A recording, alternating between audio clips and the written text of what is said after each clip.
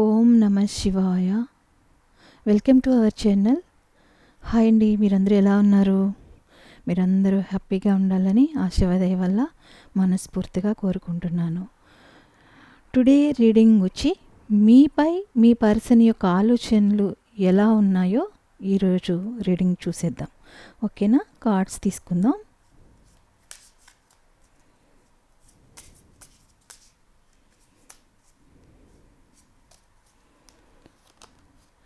Wheel of Fortune,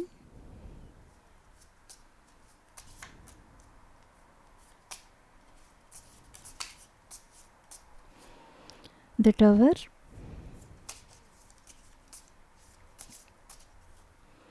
the Hanged Man. Okay, 3 cards తీసుకున్నానండి. Reading చూసేద్దాం.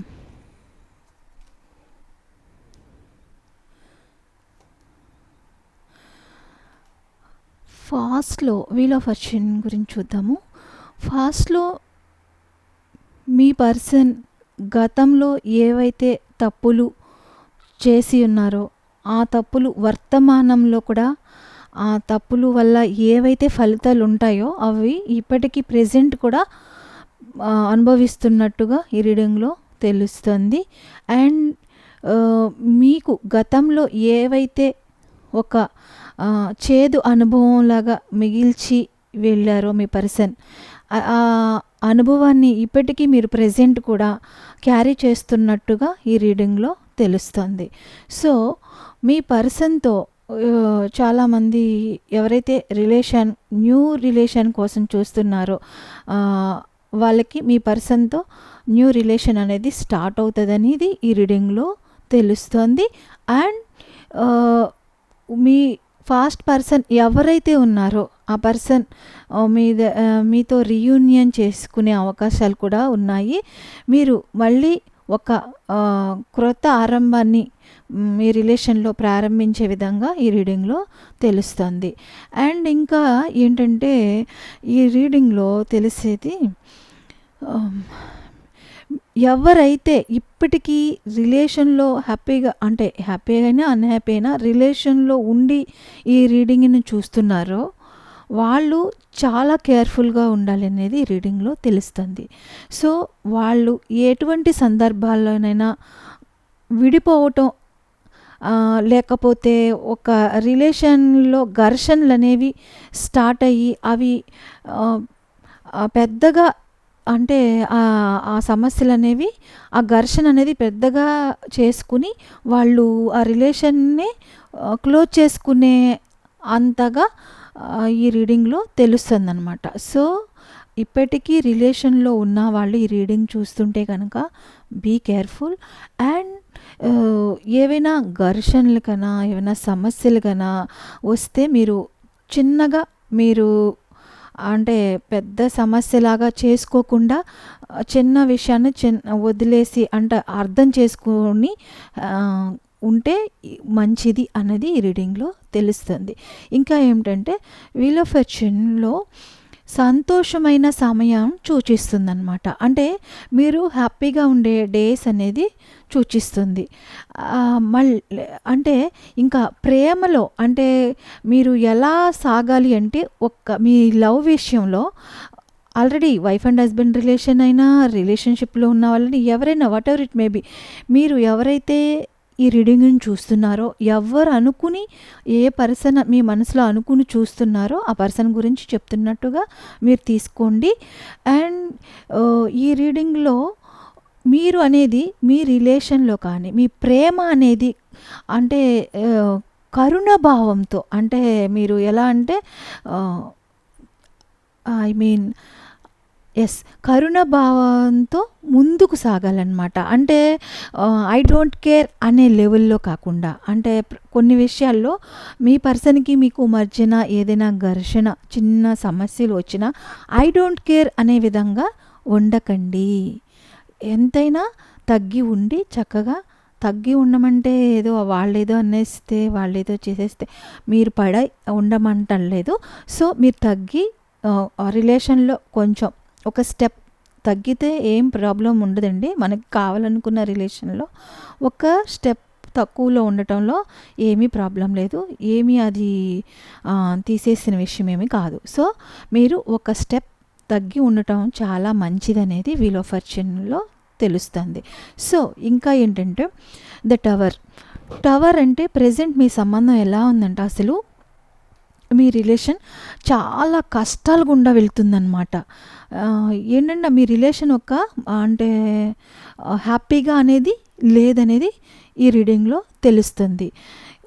ఇది ఏంటంటే ఎలా కష్టాలకు వెళ్తుందంటే మీరు మీ మధ్యన అంటే మీ పర్సన్‌కి మీకు మధ్యన ఏవైనా సరే అంటే వాదనలు చేసుకోవటం, ఆ వాదనలు పెద్దవి చేసేసుకొని ఘర్షణలకు పెద్దగా ప్రాబ్లమాటిక్‌గా చేసేసుకునేటట్టుగా దారి తీసిందనమాట. సో అందువల్ల మీకు ఈ రిలేషన్‌లో కష్టాలనేవి ఉన్నాయి. కష్టంతో కూడిన రిలేషన్‌గా సాగిస్తున్నారనేది తెలుస్తుంది. సో ఇంకా ఏంటంటే అపార్థాలు కూడా మీ రిలేషన్‌లో ఉన్నట్టుగా ఈ రీడింగ్‌లో తెలుస్తుందనమాట. సో ఈ మీ పర్సన్ అంటే మీకు చాలా ఇష్టం, ప్రేమ. మీ పర్సన్‌కి కూడా మీరంటే చాలా ఇష్టం, ప్రేమ ఉన్నాయి. కానీ ఓపెన్ అప్ అయ్యి ఇద్దరు ఒకరికొకరు ఎప్పుడు కూడా మీ రిలేషన్‌లో చెప్పుకోలేదనమాట. మీ మనసులో ఉన్న మాటలు మీ మనసులోనే, మీ పర్సన్ మనసులో ఉన్న మాటలు మీ పర్సన్ మనసులోనే ఉంచుకున్నారు. రిలేషన్‌లో ఉన్నారు. బట్ వైఫ్ అండ్ హస్బెండ్ కానీ, రిలేషన్‌షిప్‌లో ఉన్న వాళ్ళు కానీ ఎవరైనా సరే whatever it may be. So అనేది ఈ అపార్థాలు అనేవి ఎందుకు వచ్చాయంటే మీకు ఎంతో ప్రేమలున్నాయి ఒకరిపైన ఒకరికి. ఆ ప్రేమ అనేది సర్వనాశనం చేసుకున్నారు మీరే. ఒక విధంగా ఒక్క మాటలో చెప్పాలంటే సర్వనాశనం చేసేసుకున్నారు. ఎందుకు అంటే మీరు మీ ప్రేమని ఓపెన్ అప్ అయ్యి మీ పర్సన్‌కి చెప్పుంటే మీ పర్సన్ మీ గురించి ఒక క్లారిటీతో ఉండే అవకాశం ఎక్కువగా ఉండేది. మీ పర్సన్ కూడా మీతో ఓపెన్ అప్ అయ్యి చెప్పుంటే మీరు కూడా మీ పర్సన్‌పై ఒక క్లారిటీతో ఉండేవారు. మీ రిలేషన్ బాండింగ్ అనేది ఇంకా మంచిగా ఉండేది. ఇలా కష్టాలు వచ్చి ఉండేవి కాదు అనేది ఈ రీడింగ్‌లో తెలుస్తుందనమాట. అంటే మీరు అనేది ఏం తప్పు చేశారంటే ఒకరిపై ఉన్న ఒకరికి ఎంత ప్రేమలున్నాయో అవి ఓపెన్ అప్ అయ్యి మీరు ఒకరికి ఒకరు మాట్లాడుకోకపోవటమే రిలేషన్‌లో చేసిన పెద్ద తప్పు. ఈ తప్పే పెద్ద అపార్థాలకు దారితీసి మీకు రిలేషన్‌లో కష్టాలనేవి రావటానికి అవకాశం అనేది ఏర్పడిందనేది ఈ రీడింగ్‌లో తెలుస్తుందనమాట. ఇంకా ఏమిటంటే మీ పర్సన్ అనేవాళ్ళు అసలు అంటే మీ భావాలు గానీ, మీ ఆలోచనలు గానీ ఏవైతే ఉన్నాయో ఎప్పుడూ బహిరంగంగా అంటే ఐ మీన్ ఓపెన్ అప్ అయ్యి తెలియచేస్తారేమో అని చూశారు. కానీ మీరు చెప్పలేదు. ఓపెన్ అప్ అయ్యి మీరు అసలు విషయాలేమీ చెప్పలేదనమాట. సో ఏంటంటే ఇప్పటికైనా సరే మీరు రిలేషన్‌లో రీయూనియన్ అయినప్పటికీ లేకపోతే రిలేషన్‌లో ఉన్న వాళ్ళైనా మీ పర్సన్‌తో మీకు ఎంత ప్రేమ ఉంది. సో మీరేమైనా మీ పర్సన్‌కి ఓపెన్ అప్ అయ్యి చెప్పాలనుకుంటున్నారా? ఏమైనా అడగాలనుకుంటున్నారా? సో మీరు అవి ఓపెన్ అప్ అయ్యి చెప్పితే మీకు రిలేషన్‌లో మంచి బాండింగ్ అనేది ఉంటుంది. మీ రిలేషన్‌కి ఎటువంటి ట్రబుల్ అనేది లేకుండా ఉంటుంది అనేది ఓపెన్ అప్ అయ్యి చెప్పమని ఈ టవర్ అనే కార్డ్ మనకి ఈ రీడింగ్‌లో సూచిస్తుందన్నమాట. సో ఇంకా ఏంటంటే మీరు మీ పర్సన్‌కి అంటే ఎలా చెప్పాలంటే తెలుగులో మీరు మీ పర్సన్‌తో అంటే రిలేషన్‌లో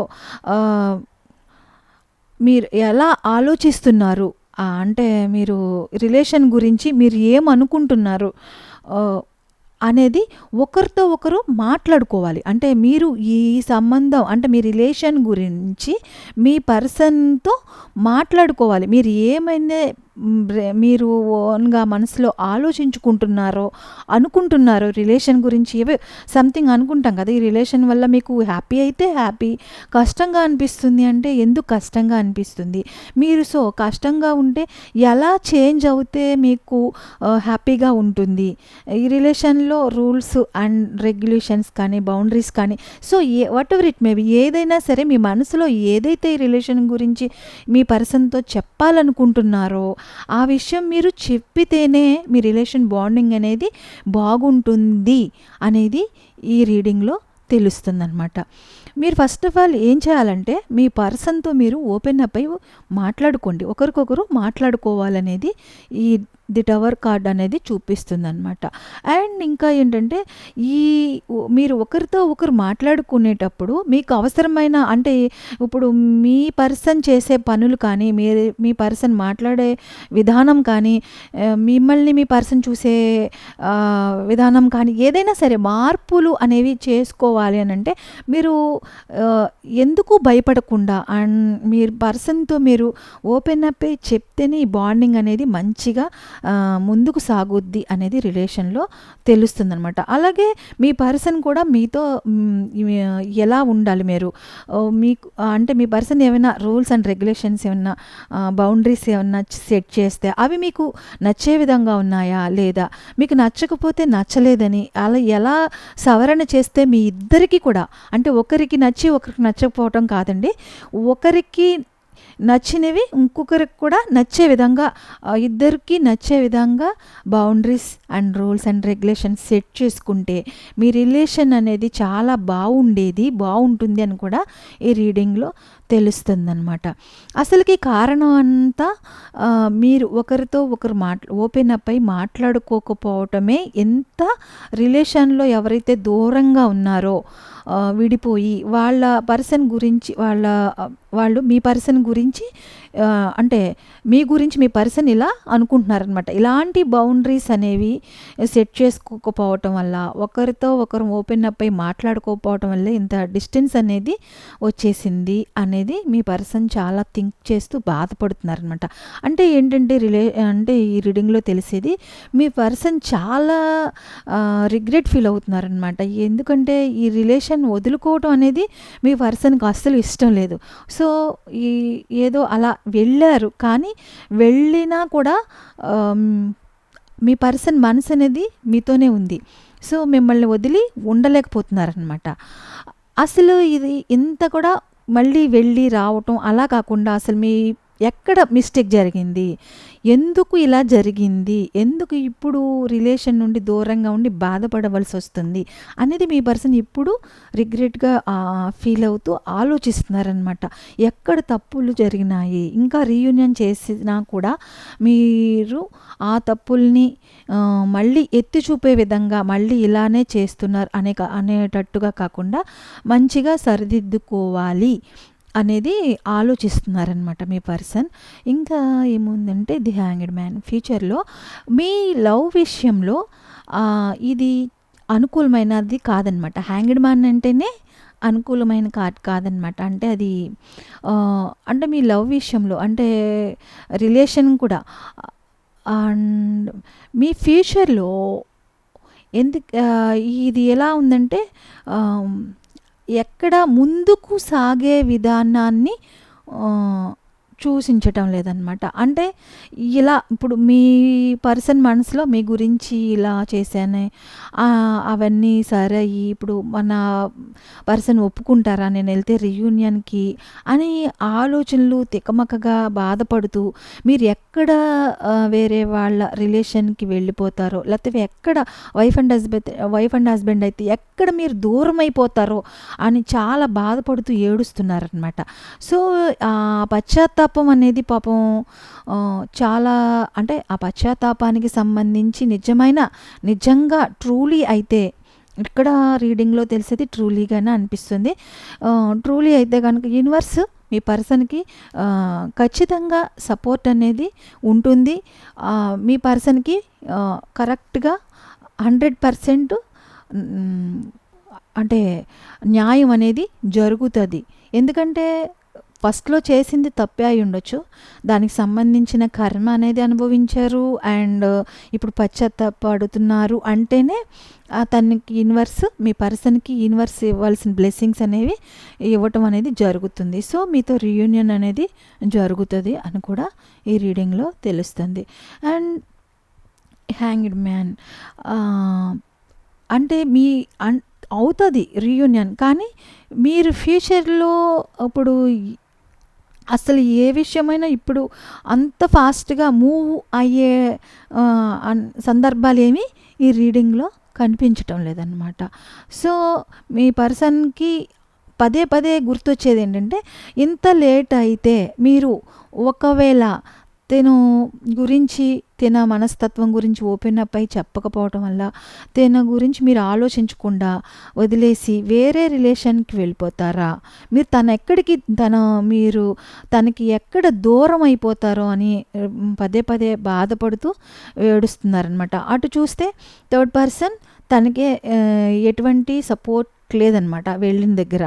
తను బాధలు పెట్టే విధానాన్ని చూస్తే అక్కడి నుంచి ఎప్పుడు మూవ్ ఆన్ అయిపోదామా అని ఆలోచించే పరిస్థితే మీ పర్సన్‌కి ఉంది. సో, పోనీ మీతో వచ్చి రీయూనియన్ చేద్దామా అంటే, మీరు ఆ పర్సన్ గురించి అసలు ఏం ఆలోచిస్తున్నారు? మీరు ఆ పర్సన్ వచ్చి రీయూనియన్ అడిగితే మీరు ఎలాంటి అంటే ఇప్పటికే మీరు ఏదో ఒక విషయం అనుకుని ఉంటారు కదా! మీ పర్సన్ మూవ్ ఆన్ అయ్యి వెళ్ళిపోవటమే మీరు ఇంక ఈసారి ఆ పర్సన్ నా దగ్గరికి వస్తే నేను ఇలా అనాలి, అలా అనాలి, యాక్సెప్ట్ చేయకూడదనో, యాక్సెప్ట్ చేయాలనో ఏదో ఒకటి సంథింగ్ మీరు అనుకుని ఉంటారు కదా! ఆ అనుకునేది ఏంటంటే మీ పర్సన్ అనుకుంటున్నారు, ఎక్కడ నన్ను యాక్సెప్ట్ చెయ్యరేమో, నా గురించి బ్యాడ్‌గా థింక్ చేసి నన్ను వద్దు అని ఎక్కడ అనేస్తారో, మీతో అనిపించుకోవాల్సి వస్తుందో అని పదే పదే బాధపడుతూ ఏడుస్తూ ఉన్నారనమాట. అంటే ముందుకు వెళ్తే థర్డ్ పార్టీతో తనకి ఎటువంటి సంబంధ బాంధవ్యాలు ఏమీ లేవు. తను బాధలు పెడుతున్నారు. సో, వెనక్కొచ్చేసి మీరే నాకు కావాలని మిమ్మల్ని మీ పర్సన్ ఎవరైతే ఉన్నారో మీ దగ్గరికి వచ్చేయాలనుకుంటే మీరు యాక్సెప్ట్ చేస్తారో లేదో అని ఒక భయం. అంటే మీ పర్సన్ పరిస్థితి ఎలా ఉంది? ముందుకు వెళ్తే నుయ్యి, వెనక్కెళ్తే గొయ్యి అన్నట్టుగా పాపం బాధపడుతూ ఏడుస్తున్నారనమాట. చాలా వరి. ఇంకా ఏంటంటే,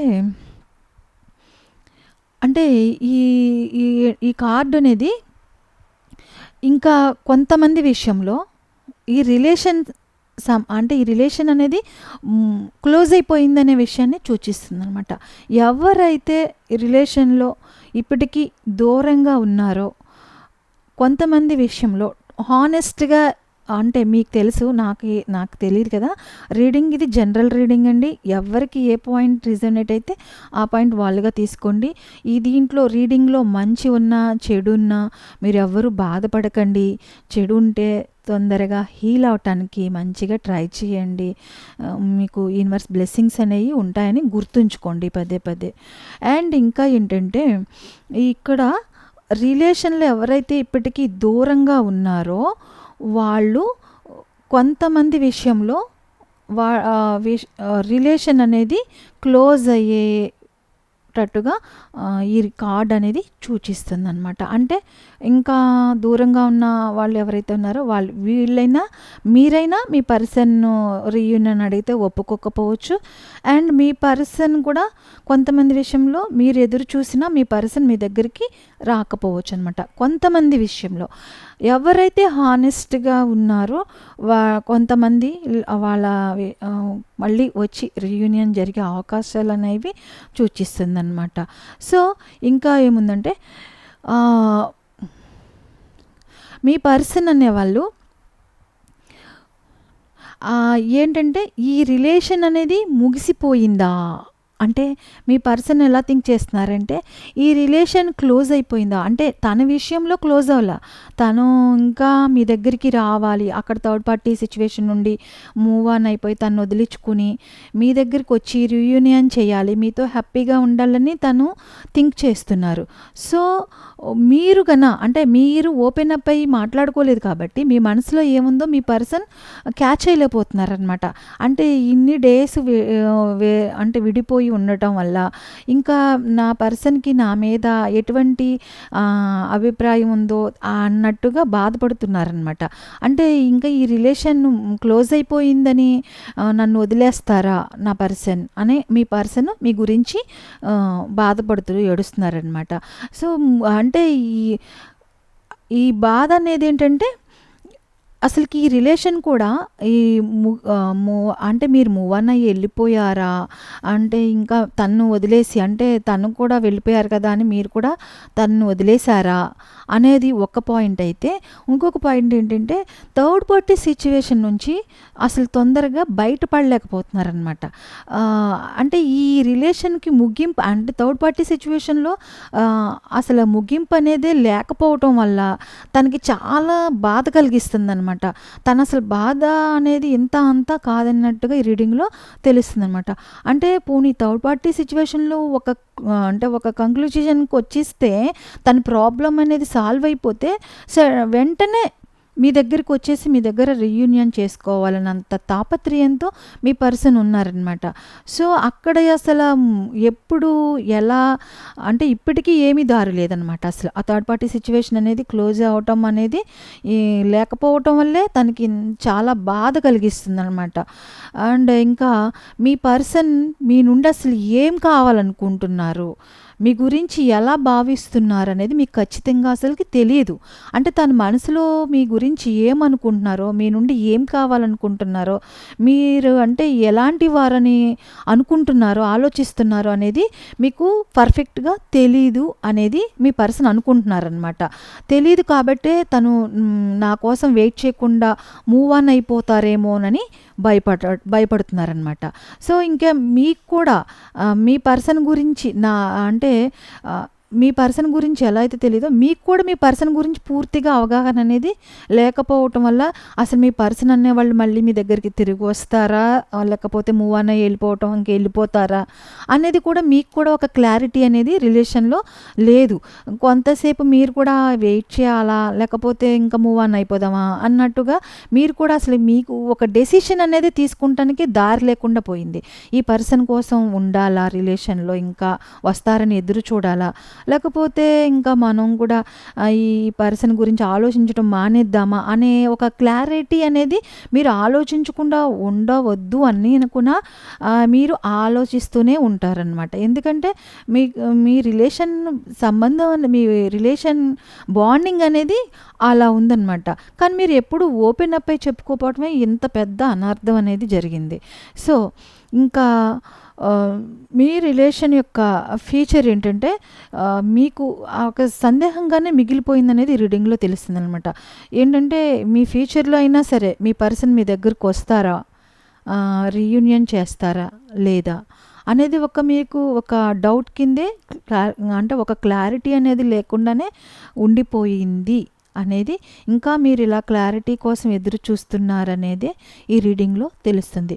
సో, మీ పర్సన్ కూడా సేమ్ థింగ్ ఏంటంటే నా కోసం నా పర్సన్ ఎదురు చూస్తారా రీయూనియన్ చేసుకునే టైం వరకు, ఈ థర్డ్ పార్టీ సిట్యుయేషన్ నుంచి బయటకొచ్చి నేను నా పర్సన్ దగ్గరికి వెళ్ళి రీయూనియన్ చేసుకునే వరకు నా పర్సన్ నా కోసం ఎదురు చూస్తారా, లేకపోతే మూవ్ ఆన్ అయిపోయి వేరే పర్సన్‌తో ఉంటారా, అంటే ఇంకా ఈ రిలేషన్ వద్దనుకుంటారా, సంథింగ్ ఇలాంటి ఆలోచనలతో తికమక పడిపోతూ ఒక వన్ సైడ్ ఏంటంటే పాపం థర్డ్ పార్టీ వదలట్లేదు, అక్కడి నుంచి రావటం కుదరట్లేదు, కాలుకి ఈడిస్తే ఏలికి ఈడిస్తే కాలుకి అన్నట్టుగా పాపం ఎంత లెగిస్తే తనకి ఇంకా ప్రాబ్లమే ఇంకా అన్నట్టుగా పాపం తను అంతా బాధలు పెట్టేస్తున్నారనమాట. అక్కడి నుంచి రాలేకపోవటం ఒక బాధ అయితే, ఆ బాధ అంటే అక్కడి నుంచి ఎలా రావాలి అనేది ఆలోచించడం ఒక బాధ అయితే, మీరు ఇప్పటికే మూవ్ ఆన్ అయ్యి వెళ్ళిపోయారా, లేకపోతే తన కోసం ఎదురు చూస్తున్నారా, తనంటే మీకేంటో ఒక క్లారిటీ అనేది తను ఎలాంటి వారు అనేది మీకు పర్ఫెక్ట్గా అంటే పూర్తిగా మీరు ఒక అవగాహన అనేది లేదు కాబట్టి తన గురించి ఎక్కడ మిస్అండర్స్టాండింగ్ చేసుకుని మీరు మూవ్ ఆన్ అయిపోయారో, తన రిలేషన్ వద్దనుకున్నారో, తనకి ఇంకా విచిత్రమైన ఆలోచనలు అనమాట. ఇంకా సంథింగ్ ఇలాగే తను ఏదో మీ గురించి అలా ఆలోచిస్తూ చాలా బాధపడుతూ ఏడుస్తూ గడుపుతున్నారు అనేది ఈ రీడింగ్‌లో తెలుస్తుందండి. సో, ఈ రీడింగ్ అనేది ఎవరికి రిజోనేట్ అయితే వాళ్ళు మాత్రమే తీసుకోండి వాళ్ళ పాయింట్స్గా. ఇది జనరల్ రీడింగ్ కాబట్టి అందరూ ఇది అన్ని పాయింట్స్ నావే అని బాధపడుతూ మనసుకు తీసుకుని బాధపడకండి. సో ఇంకా ఈ రీడింగ్లో బాధపడవలసిన విషయాలుంటే మీరు బాధపడుతూ కూర్చోవటం కాదు, హీల్ అవ్వండి. మీరు హ్యాపీగా ఉంటేనే మీ పర్సన్ మీ దగ్గరికి, ఎవరైతే వాళ్ళ పర్సన్తో రీయూనియన్ కావాలి అని అనుకుంటారో వాళ్ళు బాధపడుతూ కూర్చుని ఉంటే, నేను చెప్పేది కాదండి, ఇది యూనివర్స్ ఇచ్చేసి వచ్చిన, బాధపడుతూ కూర్చుంటే మీ దగ్గరికి అతి తొందరగా జరిగే అవకాశాలు కూడా లేట్ అయ్యేటట్టుగా ఉంటాయన్నమాట. అందుకని మీరు హ్యాపీగా ఉండాలి. ఎప్పుడు మీ మనసులో బాధ ఉంటుంది, బట్ కానీ మీరు పైకి హ్యాపీగా ఉండాలి.